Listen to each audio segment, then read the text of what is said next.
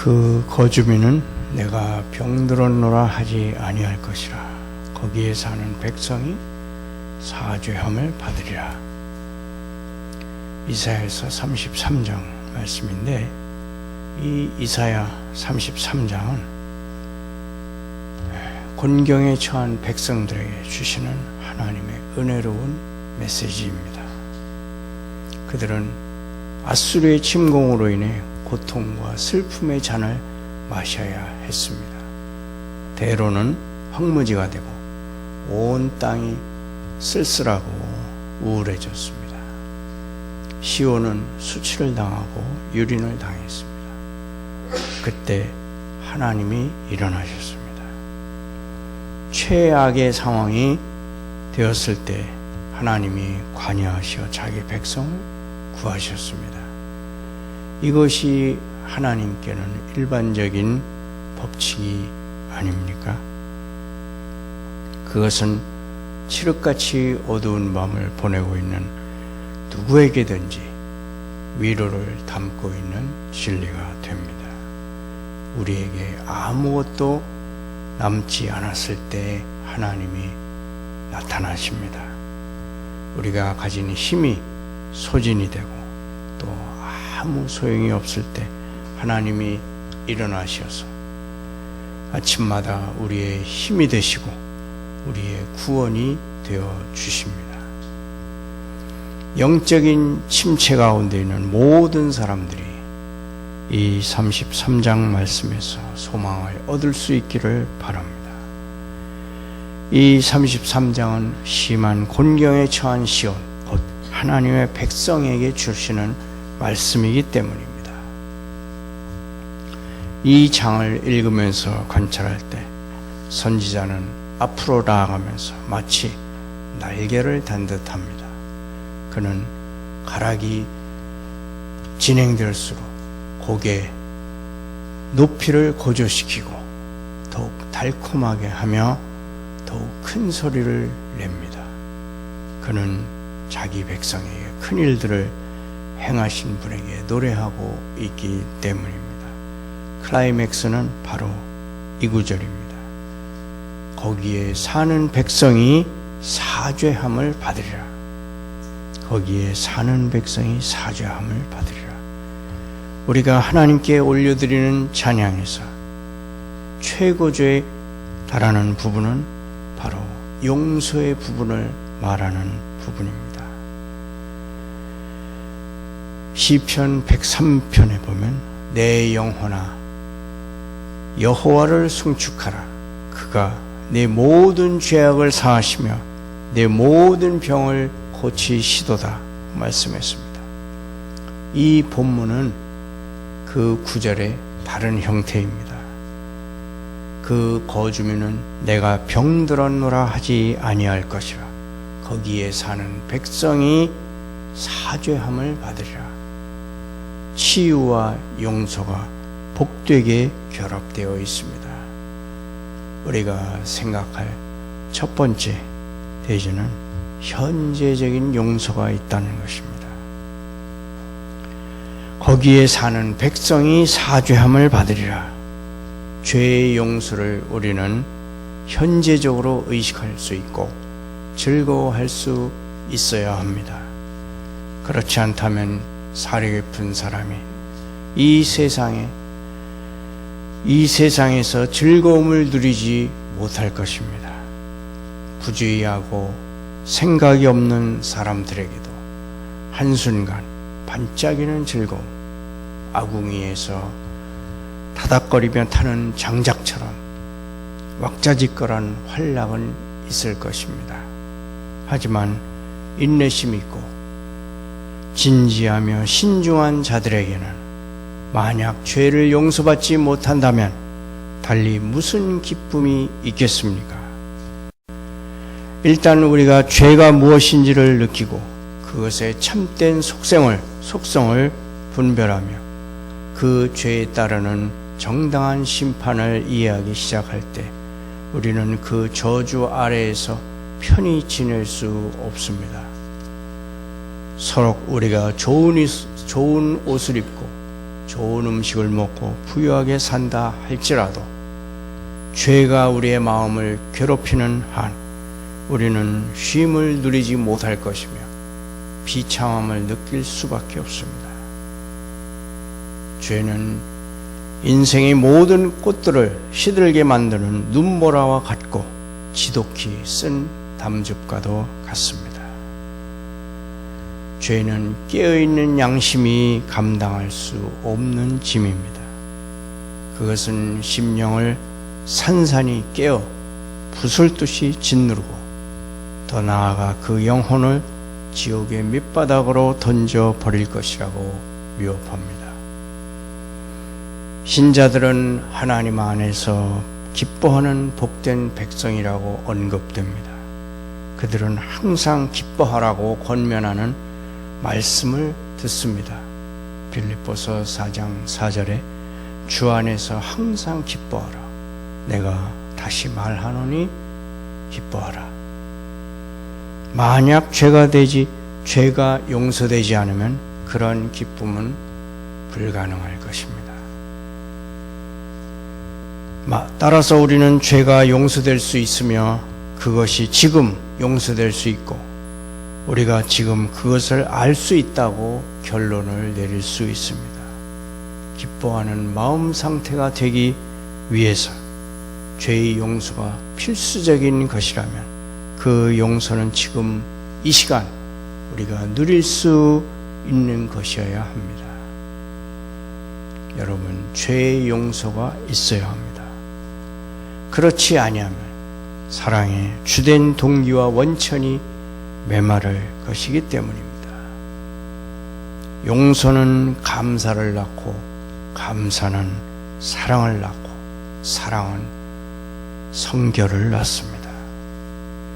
믿는 자에게 있어서 행동의 동기가 되는 힘은 하나님께서 그리스도 때문에 그의 불의를 용서하셨다는 사실에 있습니다. 십자가에 달려 그 몸으로 내 죄를 감당하시는 주님을 바라볼 때, 그리고 주님 죽음으로써 내 잘못들을 도말하시는 주님을 바라볼 때, 그때 내 영혼은 사랑으로 불타오르고 눈에는 눈물이 흘러내립니다. 내 마음은 온전히 예수님께 바쳐지고 내 삶은 내적으로 느끼는 감동의 영향력을 밖으로 나타내기 시작합니다. 죄의 용서는 죄를 버리는 것으로 이어집니다. 용서받은 것이 의심스러울 때 우리가 무엇을 할 수 있겠습니까? 죄의 용서에 대한 의식이 있어야 합니다. 그렇지 아니하면 우리의 삶은 무기력하고 약하며 목적 없는 삶이 되고 말 것입니다. 죄는 용서될 수 있어야 하고 또 우리가 그것을 알 수 있어야 합니다.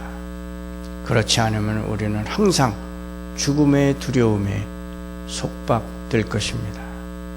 언제든 지옥에 떨어질 수 있다면 매 순간 우리는 얼마나 큰 위험 가운데 사는 것이겠습니까? 만약 우리가 여전히 죄로 인해 하나님 앞에 정죄를 당한다면 죽음은 얼마나 끔찍하겠습니까? 용서가 있어야 합니다. 그렇지 않으면 은혜의 교리들이 모두 죽은 문자가 되어버릴 것이며 또한 영광스러운 약속들이 모두 알맹이 없는 껍질들 될 것이기 때문입니다. 용서가 없이 어떻게 구원이 성립될 수 있겠습니까? 용서받지 못한다면 어떻게 우리가 죄에서 구원받는 것이 있을 수 있겠습니까? 죄가 지워질 수 없다면 영광의 복음이 어떻게 존재할 수 있겠습니까? 성경은 주 예수 그리스도를 영접하는 자, 곧 그 이름을 믿는 자들에게는 하나님의 자녀가 되는 권세를 주셨다고 말씀합니다. 하지만 정죄 아래 있고서야 우리가 어떻게 하나님의 자녀들이 되겠습니까? 본문에서 용서는 명백히 약속되어 있습니다. 거기에 사는 백성이 사죄함을 받으리라. 만약 우리가 거저 주시는 이 용서의 은혜를 얻고자 한다면 그것은 기도의 응답으로 주어질 것입니다. 2절에 보시면 여호와여 우리에게 구원을 베푸소서. 여호와여 우리에게 구원을 베푸소서.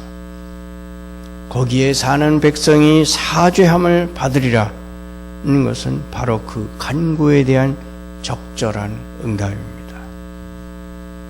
만일 여러분이 은혜를 베푸시려고 기다리시는 그분의 용서를 바란다면 그것을 구하십시오. 그것을 얻으려고 빈손을 내미는 자에 의해서 값없이 획득될 것입니다. 그것은 전체가 은혜입니다. 만일 여러분이 그것을 갖고자 한다면 하나님께서는 여러분의 겸손한 부르짖음에 대한 응답으로 그것을 기꺼이 주실 것입니다. 하나님은 사람이 겸손할 때의 용서를 허락하십니다. 하나님은 교만한 자를 용서하지 않으십니다. 하나님은 멀리서도 교만한 자를 아시며 멀리서도 그들에 대해 충분히 아십니다. 그분은 통회하고 마음이 겸손한 자와 함께 거하시며 그들이 그분의 율법을 어긴 것으로 슬퍼함으로써 그 율법을 존중하는 소리를 듣고 기뻐하십니다. 비록 우리의 눈은 감히 하늘을 쳐다볼 수 없어도 하늘의 눈이 우리를 내려다 볼 것입니다. 또한 하나님은 마음을 살필 때에 이 용서를 주십니다.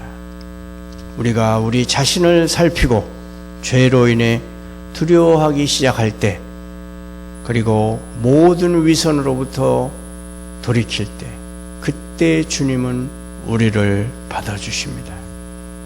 은혜로우신 하나님께서 우리의 불의를 없애시기에 앞서 우리는 모든 위선을 걷어내고 하나님을 진실하게 대해야 합니다.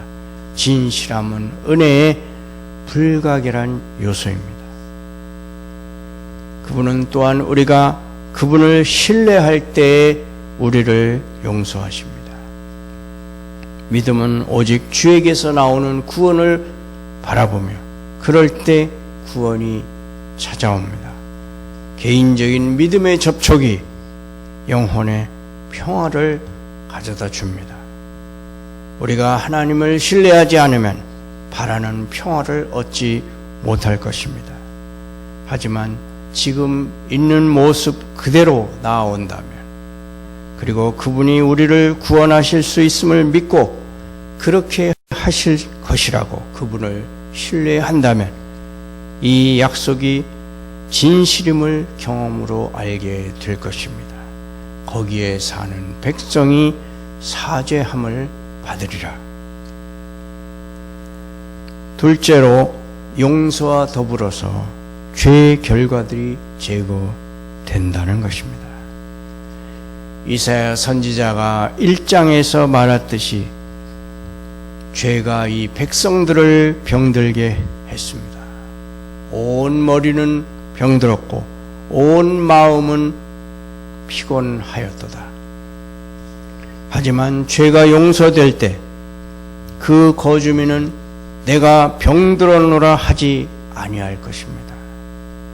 어떤 특정한 죄가 용서되면 대개는 특별한 징계도 없어집니다. 옛 시대에 하나님은 아주 명백하게 죄를 이 생의 징벌로 응징하시곤 했습니다. 그리고 죄를 용서하셨을 때는 범죄자를 짓누르던 징계의 손을 거두시곤 했습니다. 예수님을 믿는 자들의 경우에 죄의 일시적인 결과들 중 일부가 중단되지 않는다면 그것은 외관상으로만 남아있는 것이며 혹은 다른 목적 때문에 남아있는 것입니다. 즉 진노의 처벌로서가 아니라 선하고 유용한 목적을 이루기 위한 것입니다. 신자들이 이 생에서 슬픔과 고통을 면제받은 것은 아닙니다.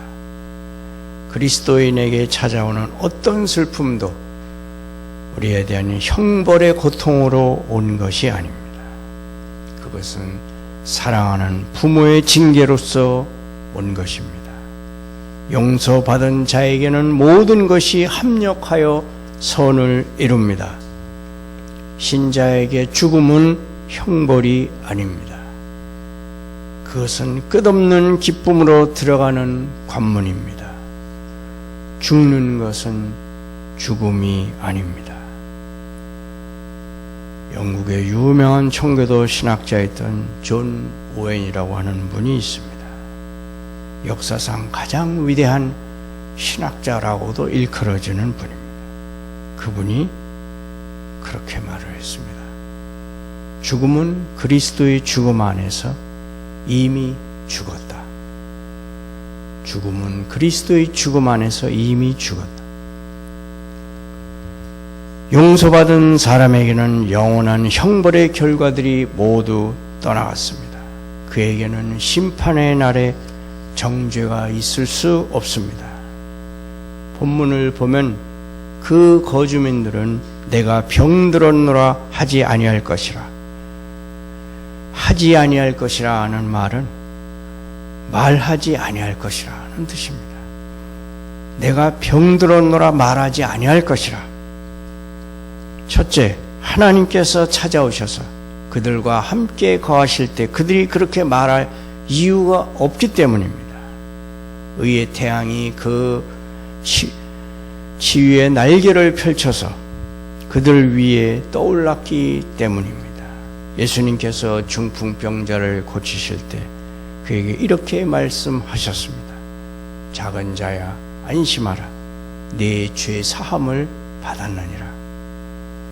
용서와 치유가 하나였습니다. 영적으로 용서받은 자는 내가 병들었노라 하고 말할 필요가 없습니다. 그의 영혼의 질병이 그 치유의 약을 얻었기 때문입니다. 또한 그들은 내가 병들었노라고 말할 생각조차 하지 않을 것입니다. 죄를 용서받은 기쁨을 누리는 자는 모든 고통과 슬픔을 잊습니다. 하나님의 사랑 안에서 기뻐할 때 우리는 육신의 상태에 대해서는 그다지 큰 문제로 여기지 않습니다.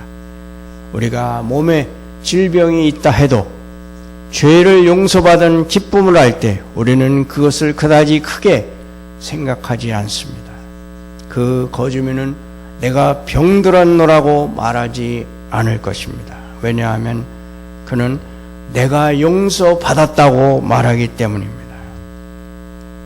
주께서는 종종 자기 백성에게 믿음 안에서 너무나 큰 평안과 기쁨을 주시기 때문에 그들은 비록 가난해도 나는 가난하다고 말하지 않으며 오히려 나는 용서받았다고 노래합니다. 또한 용서받은 백성이 병들었다고 말하지 않는 이유는 그들이 정반대의 일을 선언할 것을 예상하기 때문입니다. 잠시 후에 우리는 그 거주민이 결코 다시 아프지 않다고 말하는 곳에 있을 것입니다. 주께서 우리를 고치기 시작하셨고 그분이 은혜로서 우리 속에 주입하신 치유의 힘이 우리를 건강하게 만들도록 작용하며 마침내 우리에게는 점이나 주름 잡힌 것이 없게 될 것입니다.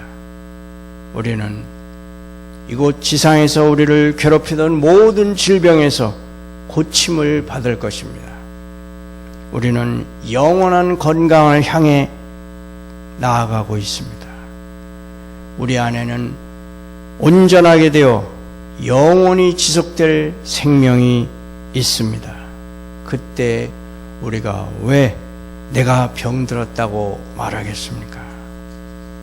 만일 어떤 사람이 내일 완벽한 건강의 상태로 될 것을 확신한다면 그는 좀처럼 잠시 동안의 질병에 대해서는 말하지 않을 것입니다. 영생으로 들어갈 때 우리는 이 말씀의 온전한 의미를 깨닫게 될 것입니다. 그 거주민은 내가 병들었나라고 하지 아니할 것이라. 거기에 사는 백성이 사죄함을 받으리라. 결론을 말씀드립니다. 누가 이 길로 올 것입니까? 어서 오십시오. 우리 주 예수로 말미암은 용서와 치유의 길로 나아오십시오. 다른 길로 가는 자가 누구입니까? 자기의 길을 깊이 숙고하여 그 걸음을 돌이키십시오. 예수 그리스도 안에서 능히 여러분을 치유하실 수 있는 하나님께로 향하십시오. 지금 병들어 죽게 된 분이 계시다면 하나님께 용서를 구하십시오. 그러면 용서하시는 손을 통해 치유가 임할 것입니다. 함께 기도하겠습니다.